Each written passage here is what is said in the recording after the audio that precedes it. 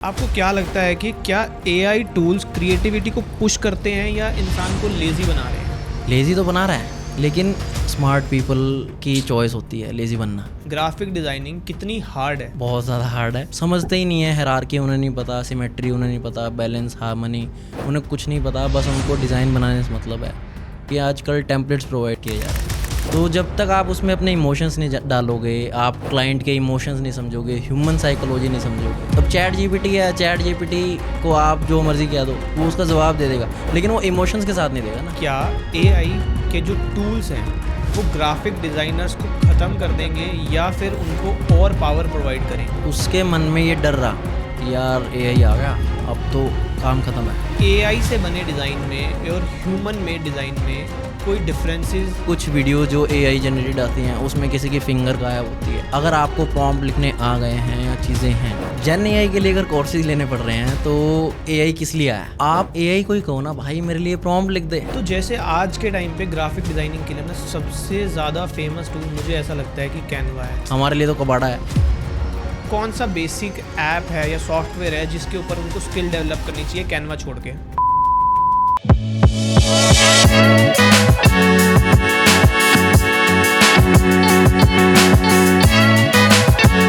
Hello and welcome to the other episode of pod talks with Aakash. आज हमारे साथ एक गेस्ट हैं जो कि एक क्रिएटिव फील्ड से आते हैं, ग्राफिक डिज़ाइनर हैं और बहुत ही अच्छे ग्राफिक्स बनाते हैं। वो एक टीचर भी हैं, एक डिज़ाइनर भी हैं। वो अपने इंस्टाग्राम के थ्रू बहुत ही ज़्यादा ग्राफिक्स को प्रमोट करते हैं और वो ग्राफिक डिज़ाइनिंग को प्रमोट करते हैं। उनके पास आपको ग्राफिक डिज़ाइनिंग की बहुत सारी टिप्स एंड ट्रिक्स देखने को मिलेंगी उनके इंस्टाग्राम पे। तो आज हम आपको मिलवाते हैं हार्दिक अरोड़ा से। हेलो हार्दिक, कैसे हैं आप? कैसे हो आकाश भाई? बढ़िया बढ़िया। सबसे पहले मैं चाहूँगा आप अपना इंस्टाग्राम हैंडल मुझे बताओ कि आपका इंस्टाग्राम हैंडल किस नाम से है? डिज़ाइन विद हार्दिक के नाम से। डिज़ाइन विद हार्दिक के नाम से है। तो आपकी ये जर्नी जो ग्राफिक डिज़ाइनिंग की है वो कहाँ से शुरू होती है? बेसिकली एक जेनेटिक जर्नी है। मेरे फादर साहब भी जो हैं ग्राफिक डिज़ाइनर हैं और हमारी एक प्रिंट एजेंसी है बड़े छोटे से शहर में, समालखा हरियाणा में, पानीपत डिस्ट्रिक्ट में है। और मैं अपने पापा के अपने उनके पाथ पे ही चल रहा हूँ कि भाई मुझे क्रिएटिव फील्ड में जाना है और ये चीज़ें करनी हैं। ठीक है, बढ़िया, बहुत बढ़िया। जो आपने बताया कि आपकी ग्राफिक डिज़ाइनिंग की जर्नी जो है वो जेनेटिक है, तो इस जेनेटिक को और इम्प्रूव आपने कैसे किया? क्या था कि उस टाइम पे अनअवेयर थे लोग कि इसके अंदर कुछ पढ़ाई भी होती है क्या थी। तो मैंने इसमें बैचलर्स किया, bachelor of fine arts BFA, जो कि हर एक क्रिएटिव एजेंसी या कोई भी एड एजेंसी होती है उसकी एक बेसिक रिक्वायरमेंट होती है। देन मैंने इसमें मास्टर्स किया, मास्टर ऑफ फाइन आर्ट्स। ठीक है, मेरा अगला सवाल, सबसे ज़रूरी सवाल ये आता है कि how hard it is, graphic designing कितनी हार्ड है?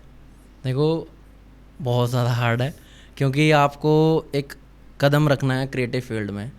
और सबसे बड़ी जो इसमें मेरे को दिक्कत आई थी कि वो सोसाइटी की दिक्कत थी कि भाई ये क्या कर रहे हो तुम, क्या कर रहे हो, क्योंकि 12th में मेरे पास नॉन मेडिकल था और उस टाइम पे ज़ोर था बीटेक का, ठीक है, MBBS and all these things, क्योंकि आजकल भी सोसाइटीज़ में बस ये है कि इंजीनियर, डॉक्टर या CA। हाँ। इसके अलावा कोई चीज़ें हैं नहीं।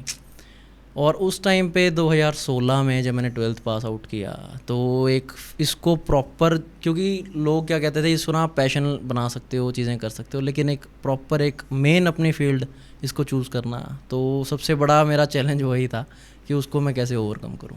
ठीक है, एक सवाल आता है कि मोस्टली जो ग्राफिक डिज़ाइनर्स हैं वो कामयाब क्यों नहीं हो पाते हैं?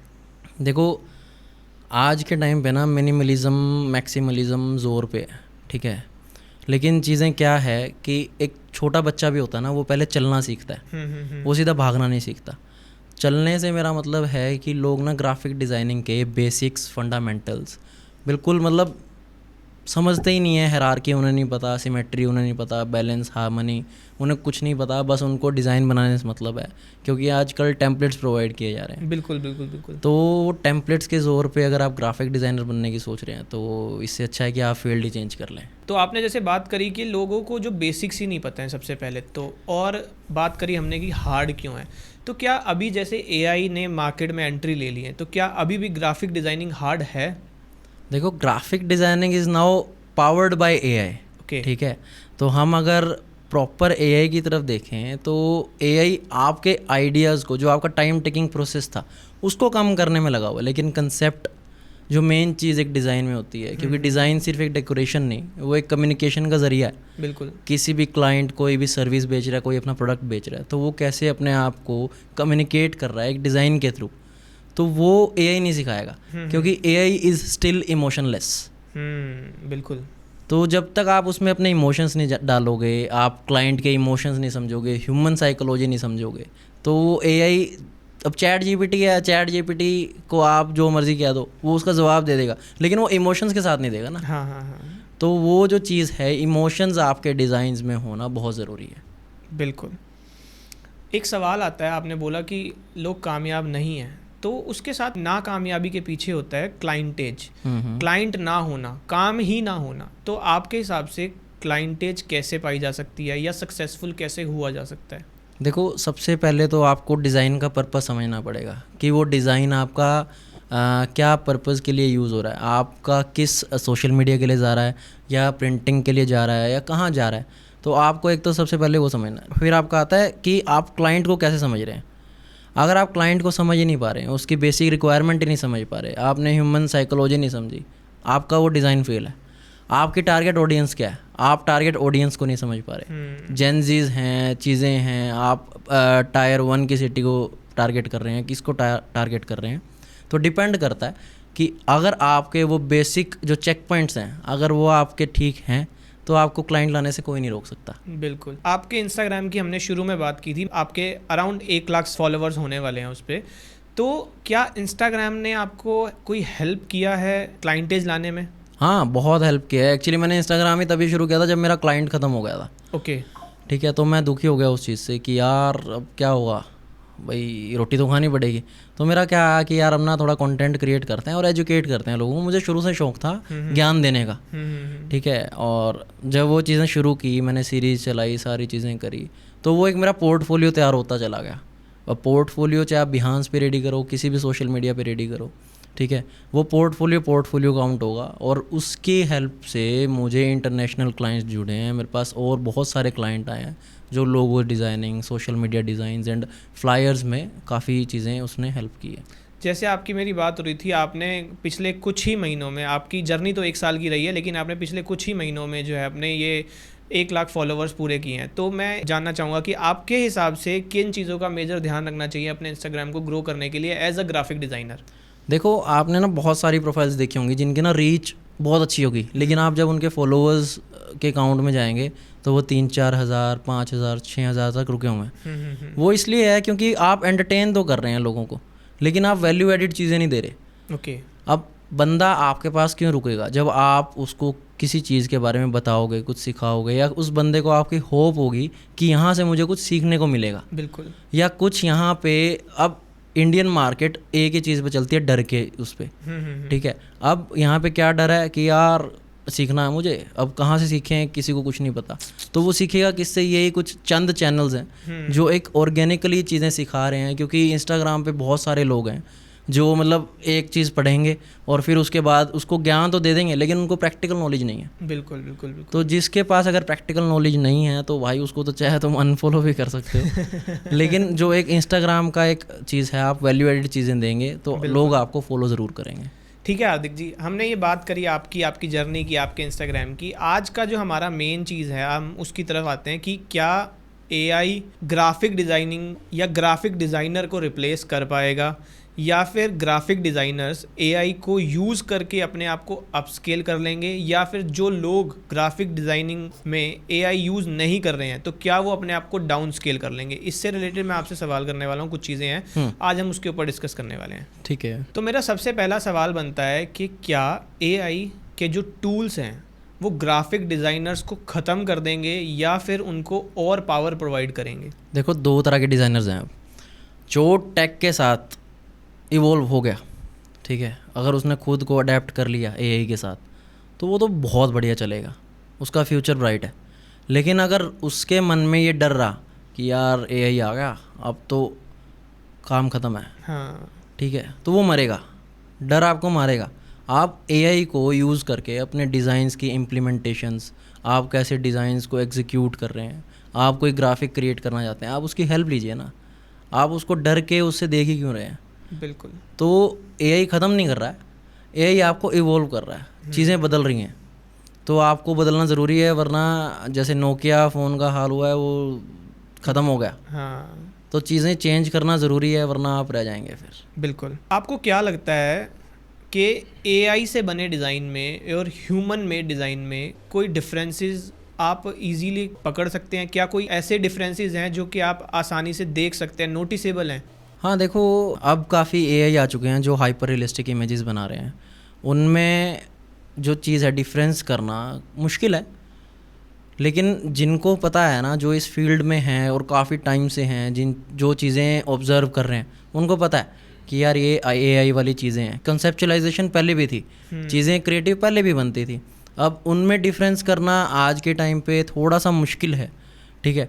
लेकिन आप उस चीज़ को यूज़ करके, आप जो ये डिफ्रेंशिएट ख़त्म करके, क्योंकि काफ़ी सारी आप एआई डिज़ाइंस में देखेंगे कि वो साफ पता चल जाता है कि ये ना एआई जनरेटेड है, क्योंकि कुछ वीडियो जो एआई जनरेटेड आती हैं उसमें किसी की फिंगर गायब होती है, हाँ, किसी का जो फेस का कैरेक्टर है वो मिसिंग होता है। बिल्कुल। तो वो जो डिफरेंस है अभी भी एआई में है, और देखते हैं वो कितने टाइम तक रिजॉल्व करते हैं। ठीक है, एक सवाल आता है कि जो भी क्लाइंट है, चाहे वो आपका या किसी का भी क्लाइंट है, क्या वो अभी एआई जनरेटेड इमेजेस एक्सेप्ट कर रहा है, या फिर वो डिमांड कर रहा है एआई जनरेटेड, या फिर आपको लगता है कि अभी भी हैंडमेड की डिमांड ज़्यादा है? देखो, ये डिपेंड करता है क्लाइंटेज के ऊपर, है ना, कि वो क्लाइंट कैसा चाह रहा है। किसी को एआई इमेजेस जब हम प्रेजेंट करते हैं, बेसिकली ये आपकी प्रेजेंटेशन के ऊपर है कि आप उन चीज़ों को कैसे प्रेजेंट कर रहे हैं। अगर वो प्रेजेंटेशन अच्छी है, ठीक है, आप उन चीज़ों को कम्युनिकेट कर पा रहे हैं, आपने उनकी बेसिक रिक्वायरमेंट को फुलफ़िल कर दिया। क्योंकि अब मान लो किसी प्रोडक्ट के बारे में हम बात करते हैं, अब उसका फ़ोटो शूट करवाते हैं, हमें उसका अंडर वाटर फ़ोटो शूट कराना है, या हमने उसका कहीं वाइल्ड लाइफ फ़ोटो शूट कराना है, तो भाई वो बहुत बजटेड चीज़ें हो जाती हैं, बिल्कुल, बिल्कुल। ठीक है।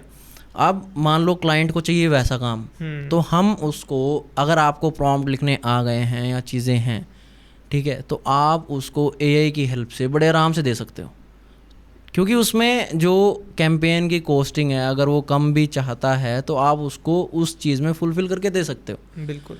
आप जिसकी रिक्वायरमेंट ही बेसिक है, जिसको एआई की ज़रूरत नहीं है, कुछ सर्विसेज हैं या कुछ भी हैं, तो वो विदाउट एआई भी चल रहा है। आपने प्रॉम्प्ट की बात ना बहुत बार करी है, मैंने नोटिस किया है। तो मेरा सवाल ये बनता है कि सही प्रॉम्प्ट नहीं लिख पाते लोग ना उस इमेज जनरेशन के लिए, या फिर उस डिज़ाइन के लिए सही प्रॉम्प्ट नहीं लिख पाते। तो उन सब के लिए ना मार्केट के अंदर ना आजकल बहुत सारे कोर्सेज बिक रहे हैं। तो आपको क्या लगता है कि वो कोर्सेज वर्थ इट हैं, या फिर आप वो कौन सी चीज़ें आप जो बताना चाहोगे कि भाई अगर आप प्रॉम्प्ट लिख रहे हो किसी भी इमेज जनरेशन के लिए, तो आप वो उन किन चीज़ों का ध्यान रख के आपको वो चीज़ें करनी चाहिए? भाई जेन एआई के लिए अगर कोर्सेज लेने पड़ रहे हैं तो एआई किस लिए आया? सही बात है। ठीक है, आप एक बात बताओ, एआई हमारा काम कम करने के लिए आया ना भाई, हमें वर्क स्मार्टर करना है, हार्डर करना है, तो फिर एआई को यूज़ ही मत करो। हाँ, आप एआई से सीख रहे हैं चीज़ें बनाना, तो आप एआई को ही कहो ना भाई मेरे लिए प्रॉम्प्ट लिख दे। बिल्कुल। अब आपको पता है एआई में, हम चैट जीपीटी में आप किसी भी लैंग्वेज का यूज़ कर सकते हैं, हिंदी, मराठी, आपको इंग्लिश भी नहीं आती ना, आप वर्ल्ड क्लास ग्राफिक डिज़ाइनर भी बन सकते हैं। तो आप जेन एआई वर्कशॉप ले रहे हैं, आप अपना पैसा लगा रहे हैं, किस लिए भाई? उससे अच्छा है उससे किसी चीज़ की सब्सक्रिप्शन लो, कोई एसेट्स बाय करो। आप एआई से, आप लोगों से सीख रहे हैं एआई को चलाना, टोटली वेस्ट ऑफ मनी। तो एक सवाल ये भी है मेरा कि किन चीज़ों का ध्यान रखें, थोड़ा सा अगर आप मुझे बताना चाहें कि जब भी आप कोई प्रॉम्प्ट लिख रहे हैं किसी इमेज जनरेशन के लिए, वो कौन सी चीज़ें हैं जिसका थोड़ा सा ध्यान रखा जाए? देखो, सबसे पहले तो आप उस इमेज में इमोशन क्या डालना चाह रहे हैं, ठीक है। अब सपोज करते हैं कि आपने बनाना है LIC का, सपोज करते हैं कैंपेन बनाना है, अब ठीक है, LIC के लिए अब डर का जो शब्द है ना, क्योंकि वो इंश्योरेंस वगैरह चीज़ें हैं, हाँ, तो आप एक फेस का क्लोजअप चाहते हैं, ओके, ठीक है। आप कहीं घूमने गए या कुछ भी गए, आपका एक्सीडेंट हो गया, या कोई आपको वाइल्ड लाइफ कुछ जानवर मिल जाता है, तो वो आप पहले देख के ऐसे थोड़ी होगा यार ये क्या मिल गया, अब उसको देख के एकदम शौक होगा ना। तो आपको इमोशंस, आपको इमेज किस टाइप की चाहिए, हाइपर रियलिस्टिक चाहिए, आपको ग्राफिक 2D आर्ट में चाहिए, ठीक है, तो वो चीज़ आपको पता होनी चाहिए। देन आपको उस जो सिनेरियो आप क्रिएट कर रहे हैं उसका मूड कैसा होना चाहिए, सिनेमैटिक होना चाहिए या लो लाइट होना चाहिए, तो उस चीज़ का आपको बहुत ध्यान रखना है। एंड ऑल्सो उसकी कंपोजिशन कैसी होनी चाहिए, उसका बैकग्राउंड में क्या एलिमेंट आ रहे हैं। अब आपने डर दिखा दिया, वो डर किस चीज़ का आप कैसे बताओगे। हाँ। अब जब आप डरते हैं तो आपकी आंखें बड़ी होती हैं। बिल्कुल। आपने कभी अगर नोटिस किया हो, मैं हमेशा क्या है, मैं बंदे को बहुत ज़्यादा ऑब्जर्व करता हूँ। मैंने ह्यूमन एनाटॉमी बहुत अच्छे से पढ़ी हुई है। ओके। ठीक है, मैंने ह्यूमन साइकोलॉजी बहुत अच्छे से पढ़ी। जब आप डरते हैं ना तो आपकी आँखों का साइज़ बहुत बड़ा हो जाता है। आपका जो ये प्यूपिल है ये पूरा दिखने लग जाएगा जब आप डरोगे, वो तेरी। ठीक है, तो सपोज करते हैं अब मुझे ये दिखाना है कि सामने एक शेर खड़ा है और मैं उससे डर रहा हूँ, तो मैं क्या करूँगा, मेरी आंखें ऐसी हो जाएंगी। बिल्कुल। और उन आंखों में क्या दिखेगा, शेर। शेर। तो आप अगर यही इमेज डिपिक्ट कर देंगे ना तो आपको पता लग जाएगा भाई इस इमेज में ये बात है। तो ये चीज़ें हमें ध्यान रखनी है कि बेसिक रिक्वायरमेंट, हम इमोशंस डाल रहे हैं, क्या हम चीज़ें कर रहे हैं, तो उस चीज़ का हमें ध्यान रखना है। तो इसी को अगर मैं लेके जाऊँ चैट जीपीटी की तरफ, कि किसी को अब प्रॉम्प्ट लिखना नहीं आता, अब यही सेम चीज़ हम लेके चलें, सेम एग्जांपल लेके चलें कि किसी को एक इमेज जनरेट करनी है एक इंसान की जो कि शेर से डर रहा है और जो है वो कर रहा है, तो आपके हिसाब से वो आप क्या चैट जीपीटी को आप चीज़ें बताओगे कि वो उसको बना के दे से आपको एक प्रॉम्प्ट? देखो मैंने ना अभी एक रिसेंटली मैंने सेम ये बात मैंने कर दी है। मैंने ऐसा एक जो प्रॉम्प्ट था चैट जीपीटी से ही जनरेट करवा के, ठीक है, और चैट जीपीटी को ही दिया था, क्योंकि फ़ोन में हमारा सोरा नहीं चलता है। ठीक है, फ़ोन में हमारा चैट जीपीटी नॉर्मल चलता है। ठीक है, ठीक है, एक मिनट भाई। तो बेसिकली अब क्या है, मैंने ना एक उसको बताया कि बेसिक रिक्वायरमेंट मेरी क्या क्या है। तो मैंने इसमें लिखा कि create a prompt to generate an image of dusky man. ठीक है, shocked, close up of eyes, skin texture should be there और 8K रेंडर्ड होनी चाहिए। Okay, roaring lion can be seen in his eyes and he should look scared. Okay. ये मैंने कहा कि अभी प्रॉम्प्ट जनरेट कर, इसको इमेज मत बना। अच्छा, ठीक है, ठीक है, हमने इमेज नहीं बनवाई अभी हमने उसको कहा, क्योंकि अब हम अगर सारी चीज़ें इंग्लिश मैं ठीक करूँगा तो भाई ये क्या करेगा। अगर आइडियलाइजेशन मेरी है, ठीक है, चीज़ें मेरी हैं, लेकिन एक अच्छा प्रॉम्प्ट, सारी चीज़ें, लाइट्स वगैरह देखना, उसको मैंने बेसिक चीज़ें बता दी और वो खुद उसने जनरेट किया। और अगर ये देखो, इसने खुद एक प्रॉम्प्ट दे दिया मुझे, इतना बड़ा प्रॉम्प्ट बना के। ओके, ये हम स्क्रीन पे लगा देंगे। हाँ, तो अब इसने इस प्रॉम्प्ट को यूज़ करके मैंने वापस ही प्रॉम्प्ट उसमें चैट जीपीटी में डाल दिया, भाई अब तू ही क्रिएट कर इसको, इमेज को। ठीक है, ठीक है, अब इसने देखो क्या ज़बरदस्त इमेज जनरेट की है, जो शायद से ही कोई कैमरा कैप्चर कर पाता। ठीक है, अब उस मोमेंट को कैसे इसने दिखाया है, देखो। वाओ।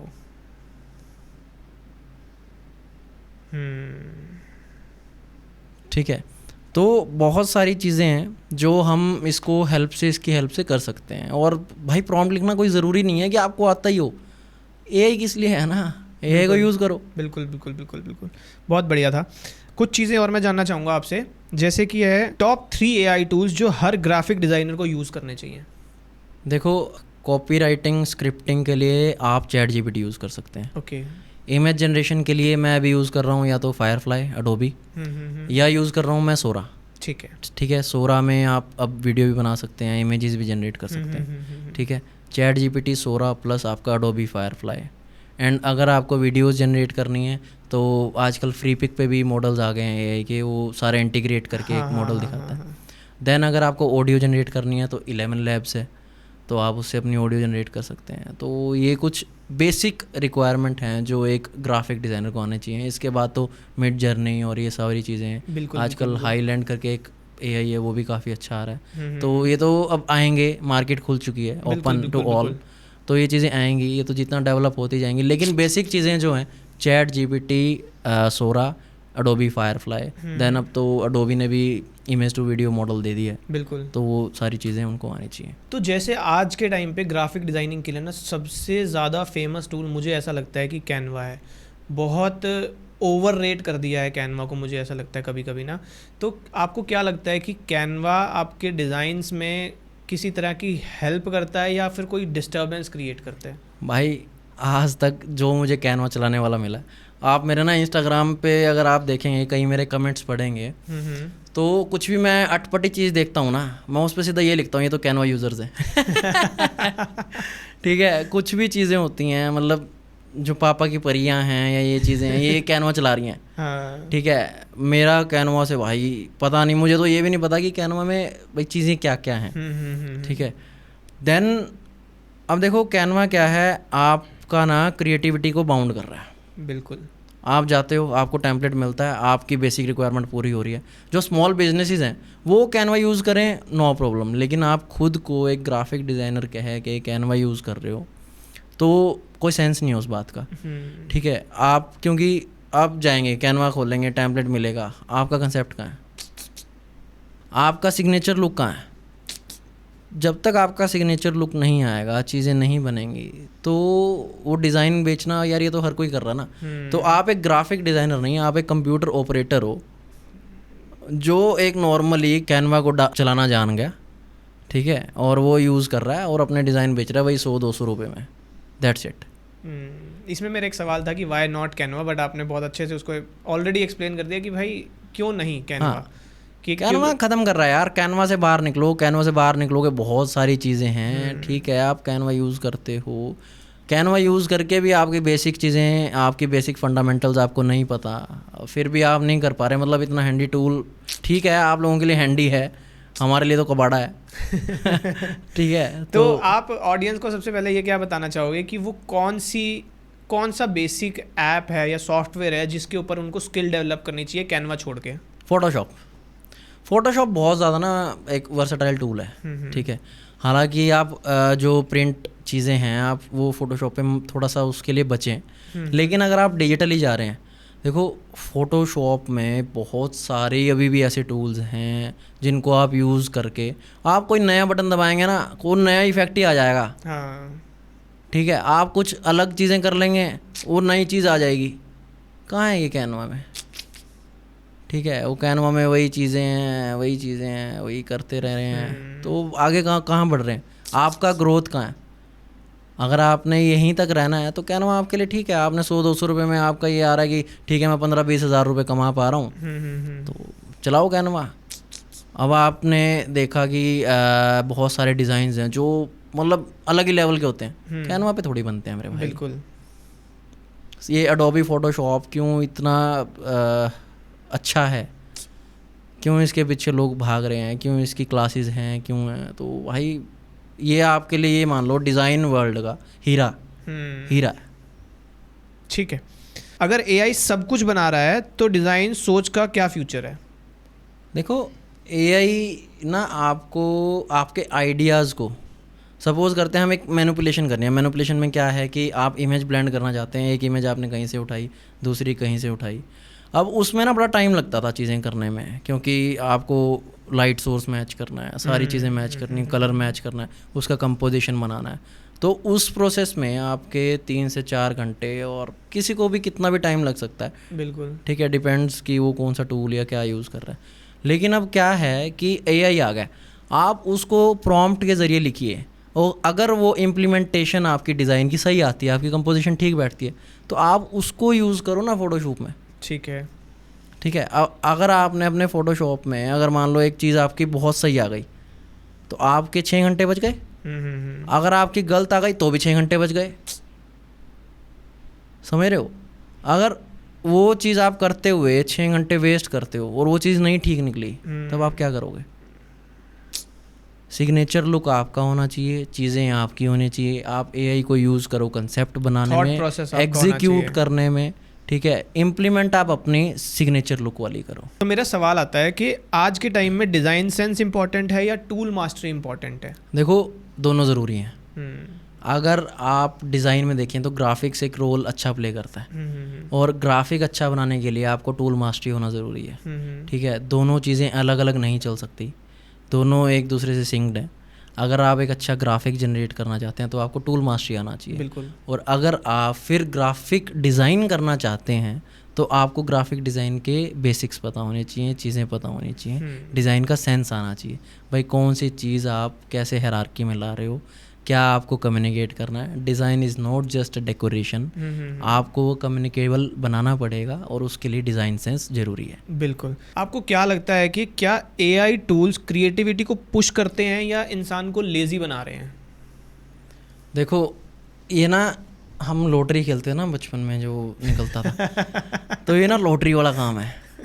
ठीक है, अब एआई टूल आपको कैसे, अभी मैंने थोड़ी देर पहले भी यही बात की थी कि आप 6 घंटे लगाते हो, हाँ लेज़ी तो बना रहा है, लेकिन लेज़ी जो चीज़ बनाता है ना वो स्मार्ट पीपल की चॉइस होती है लेज़ी बनना, है ना। आप हार्ड वर्क कर रहे हैं या क्लाइंट smart work को, कर रहे हैं। ठीक है, आप हार्ड वर्क आपने किया। अब क्या होता है, जब हमारे ना क्लाइंट्स में या ग्राफिक डिज़ाइनिंग के फील्ड में आपको ना सैंपल दिखाने पड़ते हैं, हाँ ऑप्शन देने पड़ते हैं, बिल्कुल। ठीक है। अब आपने ऑप्शन दिया 6 घंटे लगा के, ऑप्शन रिजेक्ट हो गया, जितना पैसा आपने लिया वो तो ऑप्शन 1 में ख़त्म हो गया ना, बिल्कुल। आप दोबारा से थोड़ी चार्ज करेंगे, ठीक है। तो आप एआई को यूज़ करें। जो क्रिएटिविटी है ना, अब आपको चाहे क्रिएटिविटी जितनी मर्जी हो, क्लाइंट जब आता है ना अपनी सेटिस्फेक्शन के लिए 1-2 ऑप्शन मांगता ही मांगता है। बहुत कम होता है कि आपके ऑप्शन 1 में ही चीज़ें सेलेक्ट हो जाएं। हाँ तो आप क्रिएटिव हैं, आप एक चीज़ के बारे में 2 चीज़ें सोच रहे हैं, 2 ऑप्शन सोच रहे हैं, लेकिन उसको टाइम लगा रहे हैं, ठीक है। अब चीज़ें बनाने में बहुत, मेरे साथ भी बहुत बार हुआ है कि क्रिएटिविटी, जो चीज़ मैं सोच रहा हूँ वो चीज़ इमेजिनेशन में कुछ हो रहा है, लेकिन वो एग्जीक्यूट हो गए, इम्प्लीमेंट हो गए, चीज़ें कुछ और बन गई। तो वहाँ पे भी चीज़ें हैं। तो बेसिकली एआई आपकी क्रिएटिविटी को पुश कर रहा है, लेकिन आप उसको इतना उसके ऊपर डिपेंडेंट ना हो जाए कि बिल्कुल ही आप सुबह उठें कि यार मुझे क्या खाना है, वो भी चैट जीपीटी से पूछ रहे हैं। तो इतना भी नहीं, ठीक है। बेसिक रिसर्च, R&D जो रिसर्च एंड चीज़ें होती हैं वो आपको ही होनी चाहिए। आप क्लाइंट का कैसे चीज़ें कर रहे हैं, क्योंकि क्रिएटिविटी का जो भी डिज़ाइन से मतलब है ना, वो क्लाइंट के अप्रूवल पे है यार। जैसे आपने पहले ही बताया था कि भाई अगर आपको एआई को यूज़ करके अगर आपका कोई चीज़ आसान हो रही है तो वो आपको करना चाहिए। हाँ। लेकिन ऐसा भी नहीं कि आप पूरा का पूरा डिज़ाइन ही एआई पे सौंप दें और उसके बाद जो है वो आप कुछ और कहीं और अटक जाएं। आप पता है उसमें ना चीज़ें, अगर आप जस्टिफाई करने में चीज़ें अच्छे हैं, आप कम्युनिकेशन करने में अच्छे हैं, तो फिर भी ठीक चल जाता है। और वो भी आप लंबा गेम नहीं खेल पाएंगे, क्योंकि आप सारा डिज़ाइन ही एआई से बनवा रहे हैं। हाँ, तो उसकी कोई वैल्यू नहीं है। मुझे लगता है शायद यहाँ पे ना एक चीज़ आती है कि अब अगर मैं अपने आप को बोल रहा हूँ एज अ ग्राफिक डिज़ाइनर बोल रहा हूँ, और मैंने एक डिज़ाइन बनाया और मैंने चैट जीपीटी से वो डिज़ाइन तैयार करवाया और मैंने वो सामने वाले को भेज दिया। अब सामने वाले ने अगर मुझे उसमें कोई छोटा सा चेंज बता दिया ना, तो जब मैं उसको चैट जीपीटी को बोलता हूँ तो वो छोटे से चेंज के साथ कुछ ना कुछ चेंज करके जरूर देता है। बहुत बड़ी प्रॉब्लम है ना। तो वहाँ पे आप अटक जाते हो, मुझे ऐसा लगता है। वहाँ क्या है ना, आप उससे ग्राफिक जनरेट करवा ली सपोज करते हैं, अब आप उसको कुछ चीज़ चेंज करने को बोलोगे ना, वो कुछ और भी चेंज कर देगा साथ साथ, वही है ना। अब उसमें क्या प्रॉब्लम आती है, अब वो क्लाइंट को पहले वाला ऑप्शन पसंद आया हुआ है, और सारे डिज़ाइन के लिए तो आप डिपेंडेंट रहो ही मत एआई के लिए। मुझे लगता है कि एक बेस ले लो, आपको कोई चीज़ चाहिए, आपको कोई एलिमेंट चाहिए, कोई इमोशन चाहिए, कोई सीन चाहिए, कोई बैकग्राउंड चाहिए, उसके लिए आप शायद डिपेंडेंट हो सकते हो कि आपने अलग अलग चीज़ें बनाई, अलग अलग जैसे आपने एक दिखाया कि एक इंसान डस्की स्किन के साथ, मुझे एक वो फेस चाहिए था, मैंने वो फेस लिया। मुझे एक बैकग्राउंड चाहिए कि भाई एक जंगल का सीन चाहिए, मैंने उसको जंगल के सीन को अलग लिया, बजाय कि मैंने ऐसा किया कि मैंने उसको सारी कहानी पूरी बता दी और उसने मुझे एक इमेज जनरेट करके दे दी। अगर उसमें मुझे क्लाइंट बोल दे कि भैया ये चेहरा लेफ्ट की जगह राइट लगा दो, तो वहाँ पे शायद कहानियाँ अटक जाएंगी, है ना। वो पता है वो इमेज को ही चेंज कर देगा। हाँ। वो ग्राफिक ही चेंज कर देगा, वो क्या पता किस चीज़ को कहाँ लगा दे। इसलिए जो है मास्टरी, टूल की मास्टरी ज़रूरी है। टूल की मास्टरी ज़रूरी है। आपने एक इमेज, बेसिक इमेज जनरेट कर ली, ठीक है, आप उसमें अगर आप खुद भी चेंज करना जानते हो फोटोशॉप के थ्रू, तो आपके लिए वो ईजी है। आप दोबारा प्रॉम्प्ट डालेंगे, कुछ चीज़ चेंज करेंगे, वो भाई सिनेरियो ही चेंज कर देगा। बिल्कुल बिल्कुल बिल्कुल, क्योंकि उसको नहीं पता ना, उसने तो प्रॉम्प्ट चेंज हुआ। अब या तो उसको अच्छी तरह आप चीज़ें करो, लेकिन इतना अच्छा भी तो मेरे हिसाब से कोई है नहीं कि आपका तो प्रॉम्प्ट के साथ इमेज चेंज होना तय है। बिल्कुल बिल्कुल बिल्कुल, वो कहीं ना कहीं सीन चेंज कर देता है। और ये ज़बरदस्त है यार। एक जो नया डिज़ाइनर आ रहा है, उसको सबसे पहले आपके अकॉर्डिंग एआई के ऊपर अपने आप को ट्रेन करना चाहिए या अपने बेसिक टूल्स के ऊपर, जैसे कि फोटोशॉप हो गया या फिर एडोब इलस्ट्रेटर हो गया या फिर आपका कॉरल ड्रॉ हो गया, इन सब के ऊपर अपने आप को थोड़ा सा ट्रेन करना चाहिए? देखो, कोई भी क्रिएटिव फील्ड है ना, हर एक आर्टिस्ट की लाइफ में 2 फेज आते हैं। एक आता है हाउ टू मेक, एक आता है व्हाट टू मेक। ओके। जो इन 2 फेज को समझ लेगा ना, वो कामयाब है, उसको कोई नहीं रोक सकता। अब मैंने पढ़ाई की 6 साल, मैंने डिज़ाइन पढ़ा, ठीक है, 7th क्लास से मैं फ़ोटोशॉप यूज़ कर रहा हूँ, ठीक है। तो लगभग ये मान लो कि मुझे 10-15 साल हो गए होंगे काम करते हुए फ़ोटोशॉप के अंदर। फ़ोटोशॉप 7.0 से मैं काम कर रहा हूँ, जब वो मैग्नीफायर वाली वो लड़की आती थी फ़ोटोशॉप में, हाँ, तब से मैं काम कर रहा हूँ उसमें। मैं भी तब से चला रहा हूँ। ठीक है। तो वो मेरा फेज़ था कि हाउ टू मेक में आपके सारे बेसिक्स, आपको मैनुअल टूल का जो एक्सपर्टीज़ करना, चीज़ें ग्राफिक डिज़ाइन को सीखना, वो है। व्हाट टू मेक वाला जब फेज़ आएगा, आप एआई को यूज़ करो यार, तब कर लो। अगर आप पहले स्टेप में ही एआई को इंटीग्रेट कर लेंगे तो आप इंडस्ट्री से आउट। ये सबसे इम्पोर्टेंट है एक डिज़ाइनर के लिए, वो 2 फेज़ समझना, how to make, what to make. और व्हाट टू मेक वाली चीज़ें एडवांस में आती हैं। हाउ टू मेक, वो एक कहानी होती है ना कि एक राजा जाता है, एक अपना उसका सेनापति होता है, वो ना सारा टाइम अपना तलवार है ना वो शार्प करता रहता है, धार लगाते रहता है। तो कहता है कि भाई तुम यार धार ही लगाते रहते, तुम लड़ते तो हो नहीं। तो वो जो धार लगाने वाला फेज़ है ना उसका, वो है उसका फेज़ हाउ टू मेक। ठीक है। अब उसने वो धार लगा के उस तलवार को इतना शार्प कर लिया कि वो एक ही बार में पूरा का पूरा लकड़ी का एक जो पेड़ है, बेसिकली पेड़ ले लेते हैं हम या कुछ भी एक स्टेम ले लेते हैं, वो पूरा काट देते हैं एक ही बार में। कह लो कि जंग में एक ही बार में इंसान की गर्दन काट देते हैं। तो जब तक आप वो हाउ टू मेक वाला जो चीज़ें हैं उसको धार नहीं लगाओगे ना, आप व्हाट टू मेक में फंसोगे ही फंसोगे। बिल्कुल। आपको जब तक कंपोजिशन की नॉलेज नहीं होगी, आपको जब तक हायरार्की, एनाटॉमी, डिज़ाइन का नहीं पता होगा, तो वो ज़ीरो हो जाएगा। आपको वो समझ नहीं आएंगी। बहुत सारे मेरे पास क्वेश्चंस आते हैं इंस्टाग्राम पे कि मेरी क्रिएटिविटी ब्लॉक हो जाती है, मेरी ये हो जाता है, मेरा वो हो जाता है। क्यों हो जाता है भाई? क्योंकि तुमने फर्स्ट फेज़ पे ध्यान ही नहीं दिया ना। अब लोग लगे हुए हैं इंस्टाग्राम स्क्रॉल करने, चीज़ें करने। जो डिज़ाइनर्स की लाइफ है, अब सुबह उठते ही मैं सबसे पहले इंस्पिरेशंस वाली चीज़ें देखता हूँ कि इंडस्ट्री में क्या चल रहा है, क्या नया है डिज़ाइन में। अब ये तो है नहीं कि मैं सबसे बड़ा डिज़ाइनर या कुछ भी, हमारे से भी बड़े बहुत डिज़ाइनर्स बैठे हैं। बिल्कुल, ये तो है ही, है ना। एड एजेंसीज़ हैं, सारी चीज़ें हैं। तो उनके डिज़ाइंस को देखो, उनकी चीज़ों को लो, इंस्पिरेशन लो।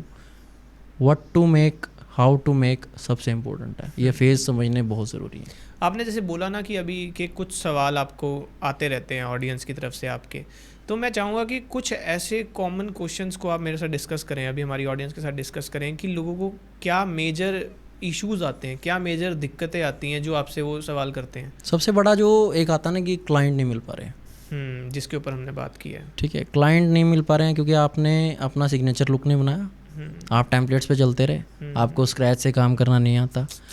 आपको डिज़ाइनिंग आ भी गई तो आप उसको प्रेजेंट नहीं कर पा रहे हो क्योंकि पर्सनल ब्रांडिंग मिसिंग है। तो वो चीज़ें आपको बनानी पड़ेंगी, तब जाके आपको क्लाइंट मिलेगा। देन आता है कि आइडियाज़ नहीं आते हमारे दिमाग में। आइडियाज़ कैसे आएंगे? सुबह उठते ही तो आप लोग इंस्टाग्राम रील्स पे लग जाते हैं। सुबह वो नाच गाने वाले देख रहे हैं, वो आ रहा है, वो अपना दिखा रहे हैं। भाई सुबह उठो, मेरी मॉर्निंग एक्सरसाइज ही यही है। सुबह उठता हूँ, 15-20 मिनट पिंटरेस्ट, बिहेंस, ये चीज़ें यूज़ करो। ठीक है। मार्केट में क्या ट्रेंड चल रहा है, एंड ऑल्सो ग्राफिक डिज़ाइनर की जनरल नॉलेज, जो मार्केट में क्या कहते हैं उसको, रोज़ क्या नया चल रहा है, उसका बहुत बड़ा नॉलेज होना चाहिए। क्योंकि डिज़ाइनर्स को जो कंसेप्ट सोचने होते हैं, अब आप सपोज़ करते हैं कुछ भी चीज़ बना रहे हैं, अब आपको मार्केट का ही नहीं पता क्या चल रहा है, तो आप कंसेप्ट नहीं सोच पाएंगे ना। ठीक है। क्या चीज़, नई चीज़ आ रही है, क्या टेक आ रहा है, तो जनरल नॉलेज, ठीक है, ट्रेंड में रहना, वो चीज़ें बहुत ज़रूरी हैं। मुझे लगता है एक सवाल, शायद एक सवाल कह लो या एक गलती कह लो, जो मुझे ऐसा लगता है कि बहुत सारे ग्राफिक डिज़ाइनर्स कर रहे हैं और करते रहते हैं, जो कि अभी इमैच्योर ग्राफिक डिज़ाइनर्स हैं। मैं अच्छे ग्राफिक डिज़ाइनर्स की बात नहीं कर रहा, मैं इमैच्योर की बात कर रहा हूँ। उनको ना टेक्स्ट प्लेसमेंट और कौन सा फॉन्ट यूज़ करना चाहिए उसकी नॉलेज नहीं है। ये बहुत बड़ी गलती मैंने देखी है। लोग एक ही डिज़ाइन में 8-8, 10-10 फॉन्ट लगा रहे हैं और टेक्स्ट प्लेसमेंट सही नहीं कर रहे हैं। तो इसके बारे में आप हमारी ऑडियंस के साथ शेयर करना चाहेंगे कि भाई क्या चीज़ों का ध्यान रखें आप सिर्फ एक टेक्सटिंग पार्ट को लेके। टाइपोग्राफी ना आपके डिज़ाइन का एक ऐसा गहना है जिसको आप इग्नोर नहीं कर सकते। एक सेंटेंस है, I am missing you. Okay. ठीक है, अब मैं आपको एक बड़ा स्पष्ट शब्दों में समझाता हूँ, बड़े सिंपलिसिटी के साथ समझाऊंगा। आई एम मिसिंग यू, अब वो मैंने बड़े प्यार से लिखा कैलीग्राफी वाले फ़ॉन्ट के साथ, आई एम मिसिंग यू, तो वो इमोशन क्या दे रहा है, प्यार वाला। और एक वही आपका खून के साथ लिखा हो स्केरी फ़ॉन्ट में, तो वो आपको क्या इमोशन देगा, वो आपको डर का एक इमोशन देगा कि आपके पीछे कोई पड़ा हुआ है। तो यही रोल फ़ॉन्ट और टाइपोग्राफी के जो बेसिक रूल्स हैं, भाई मेरा क्या रूल है, मैं अगर यूज़ करनी है तो 2 फ़ॉन्ट, ठीक है, अगर उस फ़ॉन्ट की फैमिली है तो मैं उस फ़ॉन्ट के बाहर ही नहीं जाऊंगा। प्रीमियम डिज़ाइन का रूल है ये कि आप 2 से 3 फ़ॉन्ट यूज़ कर लो, जब आप तीसरा फ़ॉन्ट भी CTA में या कहीं एड्रेस में यूज़ कर रहे हैं, चीज़ें कर रहे हैं, लेकिन बेसिक जो आपका हेडलाइन सब हेडलाइन है उसमें जो है एक फ़ॉन्ट फैमिली यूज़ करें, इससे ज़्यादा कुछ नहीं। और इमोशन को समझें कि वो आपका डिज़ाइन किस इमोशन को बता रहा है, क्या आप कम्युनिकेट करना चाह रहे हैं। अगर आप प्यार वाले में डर वाला कुछ फ़ॉन्ट डाल देंगे, कुछ स्कैरी फ़ॉन्ट डाल देंगे, तो डिज़ाइन ज़ीरो है। This is also a part of design sense. आपके फेवरेट 2 से 3 फ़ॉन्ट बताइए। मेरा यार अभी जो फेवरेट चल रहा है ना, एक कूल वेटिका करके एक फ़ॉन्ट है, ठीक है, और हिंदी के फ़ॉन्ट्स हैं मेरे, एक खंड करके एक फ़ॉन्ट आता है, एक वो है। और बेसिकली एजुकेशनल फील्ड में मैं ज़्यादा हूँ, तो यहाँ पे सेंस सेरिफ फ़ॉन्ट ज़्यादा चलते हैं। बिल्कुल। तो मुझे सेंस सेरिफ फ़ॉन्ट्स बहुत अच्छे लगते हैं। मुझे टॉल फ़ॉन्ट्स बहुत अच्छे लगते हैं, जैसे अभी एक फिट देवनागरी करके एक फ़ॉन्ट है एडोबी का, और एक गुडली करके फ़ॉन्ट है एनवेटो का, एक मूडी मून्स करके है एनवेटो का फ़ॉन्ट है। वो बहुत, मतलब ये जो टेक ड्रिवन फ़ॉन्ट्स होते हैं ना, जिसमें भाई बड़ा सिंप्लिसिटी से लिखा होता है, वो फ़ॉन्ट देखो क्या है ना, जब तक आप रीडेबिलिटी नहीं बना पाओगे, बिल्कुल, एक डिज़ाइन में रीडेबिलिटी नहीं है तो क्या फ़ायदा। जब बंदा पढ़ ही नहीं पा रहा है तो डिज़ाइन तो भाई एक फ़ोटो ही है। और डेकोरेशन करना है, डिस्प्ले फ़ॉन्ट लगानी है, डिस्प्ले फ़ॉन्ट को आप डिस्प्ले की तरह यूज़ करो, डिस्प्ले को आप कॉपी में यूज़ कर रहे हैं। यही कॉमन मिस्टेक्स आजकल के ग्राफिक डिज़ाइनर्स कर रहे हैं कि बेसिक्स नहीं पता। आपने एनवेटो की बात करी, तो मैं ये भी जानना चाहूँगा कि आपकी वो कौन सी फेवरेट वेबसाइट्स हैं जहाँ से आप एलिमेंट्स और सब चीज़ें उठाते हैं? देखो, फ्री पिक है। फ्री पिक से मैं इंस्पिरेशन बहुत लेता हूँ, क्योंकि वहाँ पे ना टेम्पलेट्स हैं, आप जो अपना इलस्ट्रेटर और फोटोशॉप में यूज़ कर सकते हैं, ठीक है। जब मुझे बहुत जल्दी में काम देना होता है तो मैं टेम्पलेट भी यूज़ करता हूँ, ऐसा नहीं है कि टेम्पलेट मैंने यूज़ नहीं किया कुछ भी। और एनवेटो मेरा बहुत अच्छा है, ठीक है, PNG विंग है, फ्लैट आइकन है, तो ये कुछ वेबसाइट्स हैं जिनको मैं यूज़ करता हूँ। तो जैसे हम बात कर रहे थे ना AI की, तो मेरा सवाल एक आता है जहन में मेरे कि जो लोग सिर्फ AI यूज़ करके कुछ भी ग्राफिक्स बना रहे हैं, कोई भी डिज़ाइंस बना रहे हैं, तो क्या उन्हें कम चार्ज करना चाहिए? AI वाले डिज़ाइंस के लिए कम चार्ज का तो कोई सेंस नहीं बनता है, क्योंकि देखो AI नहीं बिक रहा है, बिक हमारा आइडिया रहा है, हमारा कंसेप्ट रहा है। बिल्कुल, ठीक है। और जब आपका क्लाइंट आपको अच्छा पे करेगा ना, आपको एक मोटिवेशन रहेगी एक अच्छा डिज़ाइन बनाने की, ठीक है, आप उसी तरह से फिर उस नीयत से काम करेंगे। कहते हैं ना, नीयत से ही बरकत है। बिल्कुल बिल्कुल। तो जो नीयत है, जो आपका मोटिवेशन है, इंस्पिरेशन है, वो बड़ा क्लियर होना चाहिए कि आपको एक अच्छा डिज़ाइन बेचना है, और अच्छा डिज़ाइन कम पैसों में नहीं बिकता मेरे भाई। ठीक है, AI से आप इमेज जनरेट कर रहे हैं, लेकिन उसके पीछे दिमाग किसका है? AI का दिमाग नहीं है ना। आपने जो कंसेप्ट बनाया वो किसका है? आपका है। वो हमारा है ना। और वो आइडिया हमने 3 मिनट में नहीं बनाया भाई। वो आइडिया हमने जो 3 साल 4 साल 6 साल हमने मेहनत करी है, वहाँ से उसको हमने एक तराशा है, चीज़ों को, अपने दिमाग को तराशा है ना, तो उस चीज़ का वैल्यू है। ये इस पर हम जस्टिफाई करें कि AI वाले डिज़ाइंस के लिए कम पैसा होना चाहिए, इसका कोई सेंस ही नहीं है, क्योंकि दिमाग जितना यूज़ होगा भाई, पैसा उतना ही होगा। साफ सीधी बात ये है। तो जो लोग AI के डिज़ाइंस बना रहे हैं ना, और इसको कम कर रहे हैं अपने प्राइसेस को, तो भाई उनको अभी ना थोड़ा सा अवेयर रहना चाहिए कि चीज़ें आपके लिए बहुत मुश्किल होने वाली हैं। क्योंकि जब आप एक अच्छी एजेंसी की तरफ, अगर आप अपनी एजेंसी बनाना चाहेंगे, तो आप अपने एक्सपेंस खुद जोड़ेंगे।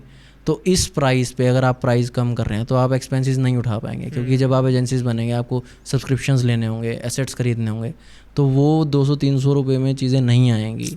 उनके लिए आपको चार्ज एक्स्ट्रा करना पड़ेगा, और चार्ज दोबारा बोल रहा हूँ कि एआई इमेजेस का नहीं, आपके आइडिया का, आपके कॉन्सेप्ट का है, एआई इमेजेस का नहीं है। तो इस चीज़ को ना मैं आपको एक एग्जांपल के थ्रू बताता हूँ कि एक ना पेंटर था, आपका आपने नाम सुना होगा, पैब्लो पिकासो। बिल्कुल। वो एक कैफ़े पे बैठा, एक लेडी आती है उसके पास, उसने अपना नैपकिन दिखाया और उस पर कहती है कि कुछ बना के दिखाओ, ठीक है। उसने ना उस पर 30-40 सेकेंड्स हार्डली उसने कुछ डूडल किया, और उसने ना उस लेडी को दिया नहीं। उसने मांगा कि भाई मुझे दो, मुझे मेरा नैपकिन। तो उसने कहा कि मैं इसका $10,000 चार्ज करूँगा। तो उसने कहा कि आपको हार्डली 1 मिनट लगा है बनाने में। उसने एक ही रिप्लाई किया कि ये जो हार्डली 1 ही मिनट लगा है, इसकी लर्निंग्स मेरी 40 साल की हैं। बिल्कुल। तो यही चीज़ मैं इस चीज़ को बताना चाहूँगा कि जो एआई ड्रिवन आप डिज़ाइंस बना रहे हैं, आपकी जो लर्निंग है, जितना टाइम आपने लिया है, सपोज़ करते हैं मैं 10 साल में इस फील्ड में हूँ, तो वो मेरा जो कॉस्ट है वो 10 ईयर्स की लर्निंग के कॉस्ट हैं। बिल्कुल बिल्कुल बिल्कुल। वो ये नहीं कि ये एआई ने इमेज जनरेट कर दी 5 मिनट में, मैंने आपको डिज़ाइन बना के दे दिया घंटे 2 घंटे में। तो ऐसा नहीं है, हर एक चीज़ की कॉस्टिंग है, और ये मेरी लर्निंग की कॉस्टिंग है, और ये मेरा हक है लेने का। बिल्कुल बिल्कुल, बहुत बहुत बढ़िया बताया आपने इस चीज़ को। अगर आने वाले 5 सालों में 90% काम एआई कर दे तो आपका क्या रोल रह जाता है? देखो, टेक जितना मर्जी बढ़ जाए, आप उसमें इमोशन मेरे हिसाब से नहीं जोड़ पाएंगे, ठीक है। और graphic design is all about human psychology. Human psychology कैसे कि आप उस चीज़ का इमोशन समझते हैं, आप अपने क्लाइंट का इमोशन समझते हैं, क्लाइंट क्या चाहता है। एंड अगले आने वाले 5 सालों में मुझे नहीं लगता कि एआई या कोई भी टेक इमोशन के साथ आएगा। तो एक बड़ी छोटी सी यही बात है कि अगर इमोशंस एआई जनरेट कर पाती है अपने हिसाब से, और वो चेंजेस कर पाती है, जो हमारी अभी थोड़ी देर पहले बात हुई कि अगर हम थोड़ा सा भी प्रॉम्प्ट बदलते हैं तो पूरा सिनेरियो चेंज कर देता है, तो वो चीज़ें अभी दिल्ली दूर है ठीक है। तो अभी वो चीज़ें नहीं आने वाली, चाहे 5 साल में या कभी भी। आप उस चीज़ को बस अडेप्ट करके चलिए। हाँ। आप डरिए मत। एक मेरे जहन में सवाल आ रहा है कि अब आपने बोला जैसे कि इमोशन नहीं आने वाला, एआई में इमोशन नहीं आने वाला, ठीक है, समझ आया। फिर ऐसी कौन सी चीज़ें हैं वो कि जो एक ह्यूमन डिज़ाइनर को कभी रिप्लेस कर ही नहीं सकता एआई? ऐसा क्या लगता है, आप इमोशन से हट के आपको क्या लगता है कि ह्यूमन डिज़ाइनर ही बेस्ट है ग्राफिक डिज़ाइनिंग के लिए, अगर हम एआई को साइड पे रखें तो? देखो, सबसे पहले क्रिएटिविटी, ठीक है। आप क्रिएटिविटी के लिए आप रिसर्च करते हैं, सारी चीज़ें करते हैं, तो जो चीज़ आप डेवलप करना चाहते हैं वो डायरेक्टली एआई नहीं कर पाएगा। आप चाहे जो मर्ज़ी कर लो, आप 1 प्रॉम्प्ट डालोगे, 2 प्रॉम्प्ट डालोगे, उसके बाद भी वो कई बार रिजल्ट नहीं दे पाता है। तो सबसे पहले तो ये चीज़ है। देन आप जाएंगे अगर चेंजेस की तरफ, अगर आपने सेम इमेज में चेंज करवाना है, बहुत बहुत मुश्किल है मेरे भाई, मतलब अगेन वही चीज़ की सिनेरियो बदल देगा। देन आता है कम्युनिकेशन। एआई कम्युनिकेशन बिल्डअप नहीं कर पा रहा है। एआई के अभी भी जो आप क्वेश्चंस आंसर्स हैं, आप कुछ भी पूछेंगे तो वो पता लग जाता है कि यार ये एआई जनरेटेड है या किसी बंदे ने लिखा हुआ है, क्योंकि बहुत सारी चीज़ें हैं। अब एआई को ये नहीं पता ना कि हमारे आसपास क्या होता है ना। एआई को ये नहीं पता कि हम जिस जगह बैठे हैं वहाँ की टारगेट ऑडियंस को हम कैसे चीज़ें करें, तो ये कौन समझेगा? ये ह्यूमन ही समझेगा, और ह्यूमन ही बताएगा, तभी वो डिज़ाइन कर पाएगा उस चीज़ को। जब तक हम उसकी बेसिक चीज़ें नहीं बताएंगे, एक कीवर्ड्स नहीं बताएंगे, यार यहाँ पे ये होता है, यहाँ पे वो होता है, तो वो मेरे हिसाब से अभी नहीं होगा। तो ये फ़र्क है कि आप चीज़ें ह्यूमन वर्सेस एआई वाला। बहुत बढ़िया हार्दिक भाई, आपने बहुत सही तरीके से बताया कि आप ग्राफिक डिज़ाइनिंग की तरफ जा रहे हो तो आपको क्या चीज़ें बेसिक्स हैं और क्या आपके लिए एडवांस हैं, और आपने ये भी बताया बहुत अच्छे से कि एआई यूज़ ना करना भी आपके लिए नुकसान है और बहुत ज़्यादा करना भी आपके लिए नुकसान है। हम एक रैपिड फायर राउंड करते हैं। मैं जानना चाहूँगा आपकी प्रेफरेंसेस क्या हैं, ठीक है? ठीक है। तो आपको ये बताना है कि आपके हिसाब से क्या बेस्ट है, फोटोशॉप या कैनवा? और कैनवा तो है ही नहीं भाई, फोटोशॉप मिड जर्नी या Firefly? Mid journey. Mid journey. Design system या फ्री स्टाइल? देखो, डिज़ाइन सिस्टम जब तक आप चीज़ें बनाना सीख रहे हो। जब आप चीज़ें बनाना सीख गए तो थोड़ा सा फ्री स्टाइल आप डिज़ाइन सिस्टम के साथ प्ले करते हैं, देन वो और क्रिएटिविटी लाती है। ठीक है, टेम्पलेट या स्क्रैच? स्क्रैच। क्लाइंट कॉल्स या सोलो वर्क? देखो हर एक डिज़ाइनर का मन करता है ना अपनी चीज़ें देने का, और उसको ना अपनी लस्सी तो कौन इकट्ठी बताता है। ठीक है, जब आप डिज़ाइन देते हैं तो आपको बहुत अच्छा लगता है, यार क्या बात है, क्या चीज़ बनाई है मैंने, है ना। लेकिन जब तक वो क्लाइंट सेटिस्फाइड नहीं होगा तो आपका वो डिज़ाइन सिर्फ आप तक ही रह जाएगा, आप उससे पैसा नहीं कमा पाएंगे। बिल्कुल। तो भाई पेट को रोटी भी चाहिए खाने को। बिल्कुल, लेकिन इसमें मैं एक चीज़ ऐड करना चाहूँगा कि अगर आपने ना अपना जो डिज़ाइन है, जो आपका थॉट प्रोसेस है, जैसे आपने सिग्नेचर लुक की बात की थी ना, अगर आपने अपने आप को वैसा बना दिया ना, आपने अपने आप को वैसा प्रेजेंट कर दिया, आपके इंस्टाग्राम पे पूरे पे ना एक लुक दिख रहा है, चीज़ दिख रही है कि हाँ। ये चीज़ भाई ये डिज़ाइन ना ये बंदा बना रहा है। हाँ। तो जिसको वैसी चीज़ चाहिए होगी ना, वो आएगा और आपसे सिर्फ वही मांगेगा जो आप दे रहे हो उसमें। हाँ। वहाँ उसका अपना थॉट प्रोसेस खत्म हो जाता है। हाँ। वो ये नहीं बोलेगा यार तू ये बना रहा है ना, इसमें ना ये ऐसा तो बनाई हो लेकिन मुझे ना इसमें ऐसा कर दे। वो कभी भी नहीं बोलेगा, वो कहेगा भाई तू बना रहा है मेरे हिसाब से वो बेस्ट है। मेरे पास जो बंदा आता है ना, सब वो क्लाइंट बंदा तो क्या क्लाइंट आता है, तो मैं जब वो चीज़ें बताता है ना तो उसकी मैं बड़े आराम से सुनता हूँ। फिर जब मैं उसमें ऐड ऑन करता हूँ ना, मैं उसको ये कहता हूँ कि सर एक बार ना मेरा प्रोसेस पूरा होने दो, फिर देखते हैं कि आपका उस पर क्या फीडबैक आता है। हाँ। अगर आपको पसंद आए तो वाह वाह, ना आए तो दोबारा काम करेंगे। बस ये एक मेरा रूल है कि पहले अपने प्रोसेस, मुझे अपने पे ट्रस्ट है कि मैं ह्यूमन साइकोलॉजी को अच्छे से समझता हूँ, मैं उसका दिमाग पढ़ लूँगा, मुझे ये पता है कि उसको क्या चाहिए। अगर आपको इतना ट्रस्ट आपके ऊपर आ जाए ना तो आप कामयाब हैं। ये चीज़ है, बस आपको क्लाइंट को सेटिस्फाई करके रखना है किसी भी हालत में। हार्दिक भाई बहुत बढ़िया चीज़ें बताई आपने, बहुत काम की चीज़ें हैं। अगर एक डिज़ाइनर इसको पॉडकास्ट को देख रहा है ना, तो मुझे लगता है कि ये पॉडकास्ट उसको बहुत हेल्प करेगा चीज़ों में, एआई से रिलेटेड चीज़ों में। और अगर कोई डिज़ाइनर बनना चाह रहा है तो मुझे लगता है कि उसको डिज़ाइनिंग की तरफ जाने से पहले सबसे पहले ये पॉडकास्ट देखना चाहिए। उसको बहुत सारी चीज़ों का बेसिक समझ आना चाहिए कि उसको क्या चीज़ें नहीं करनी है और क्या चीज़ें करनी है। तो अब जाते जाते ना मैं चाहूँगा कि आप एक ना लाइव डेमो देके जाओ, कि मैं चाहता हूँ कि आप दिखाओ कि एआई की जो पावर है उसको अगर आप यूज़ कर रहे हो तो वो आपको कैसे हेल्प कर रही है बहुत ज़्यादा। मैं एक सिनेरियो आपको देना चाहूँगा कि आप उसके ऊपर अगर आपको एक इमोशन, जैसे आपने बार बार बात करी इमोशन की, तो आप अगर आपको वो इमोशन शो करना, आपको वो सब चीज़ें शो करनी हो, तो आप किस तरह का प्रॉम्प्ट दोगे या किस तरह की चीज़ें किसी एआई टूल को दोगे कि वो आपको निकाल के दे सके? आप ना कोई प्रोडक्ट बताओ मुझे।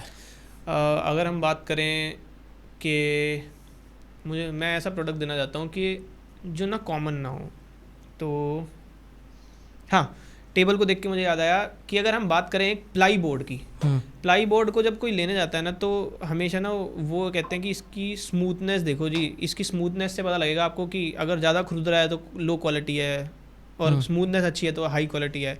तो अगर आपको किसी प्रोडक्ट को, ये प्लाई बोर्ड को अगर आपको बेचना हो अपने डिज़ाइन के थ्रू, तो अब आप कैसे बताओगे कि भाई इसकी क्वालिटी जो है ना ये बहुत स्मूथ प्लाई बोर्ड है? हाँ, बहुत। तो मैं चाहूँगा कि आप इसको डिज़ाइन करो किसी एआई टूल से, बहुत ज़बरदस्त प्रोडक्ट आपने दिया है। और अगर हम हाउस होल्ड के हिसाब से देखें तो हमारे घर में सबसे छोटा जीव क्या है? एक बच्चा। और बच्चा कहाँ सोता है? जहाँ उसको सबसे ज़्यादा कंफर्टेबल फील होता है। बिल्कुल बिल्कुल। ठीक है, तो अब मैं चैट जीपीटी यूज़ करके ना, हाँ, सबसे बेसिक टूल मुझे लगता है फ्री टूल चैट जीपीटी सबसे बेस्ट रहेगा इसको समझाने के लिए। कि आप एक सिर्फ चैट जीपीटी से ही कैसे डिज़ाइन निकाल पाओगे अपना। देखो, अब मैं चैट जीपीटी से ही प्रॉम्प्ट लिखवाऊंगा और चैट जीपीटी से ही इमेज जनरेट करवाऊंगा। ठीक है, बेसिक टूल सबसे टूल यही है। बिल्कुल। और बेसिक थॉट, आपको ना चीज़ें सिंपल रखनी है। जितना डिज़ाइन में सिंपल कर लोगे उतना आपका डिज़ाइन अच्छा लगेगा। ठीक है, तो मैं चैट जीपीटी पे जाता हूँ, मैं इसको लिखता हूँ create a prompt to generate an image of a baby sleeping on a plyboard. अब क्रिएटिव में हमारा कोई भी ग्राफिक डिज़ाइन होता है तो उसमें डेप्थ होनी ज़रूरी है। तो उसको मैं थोड़ा सा ऐसे डिनोट करता हूँ कि थोड़ा सा ड्रामेटिक होगा ना, ठीक है, तो वो चीज़ें अच्छी लगती हैं। हल्का सा मैंने लिख दिया इसमें ड्रामेटिक, एंड मेरे को चाहिए हाइपर रियलिस्टिक। ओके, ठीक है, बेबी स्लीपिंग, तो हाइपर रियलिस्टिक। अब इसमें क्या है कि अगर बेबी स्लीप कर रहा है तो वो अपने रूम में होगा, तो थोड़ा सा जो हमारा बैकग्राउंड होगा वो घर का बैकग्राउंड होगा, ठीक है, और ठीक वो है। बेबी का रूम होगा, तो उसमें थोड़ा सा जो एलिमेंट्स रहेंगे वो बेबी वाले एलिमेंट्स रहेंगे। ठीक है, ठीक है, अब इसमें मैंने लिख दिया हाइपर रियलिस्टिक, एंड मैंने इसमें डाला कि background should show the house baby room. ठीक है जी, अब मैंने इसको डाला इसमें, और यहाँ से अब एक इसने जनरेट करके दे दिया मुझे प्रॉम्प्ट। ठीक है, ठीक है, अब इसमें क्या है, अब इसमें क्या दिखाना है कि हमें प्रोडक्ट का दिखाना है कि प्रोडक्ट हमारा बहुत स्मूथ है। तो अब इसमें हम डाल देंगे इसको create an image of the same prompt. ठीक है, ठीक है, और यहाँ से मैंने कर दिया। अब ये स्टार्ट होगी इमेज जनरेशन आपकी। अब ये देखो, अब इसने ये प्लाईवुड दिखा दिया और एक बेबी सो रहा है बड़े प्यार से।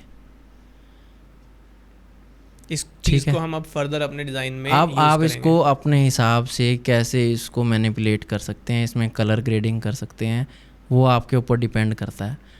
इसमें अब मैं क्या चेंज चाहूँगा कि जो हमारा जो ये नीचे बोर्ड दिख रहा है ना, ये थोड़ा सा प्लेन होना चाहिए, ये स्टिल थोड़ा सा रफ है। तो इसको प्रॉम्प्ट को मैं आगे फर्दर अमेंड कर दूंगा और वो चीज़ें आपके आराम से जनरेट हो जाएंगी।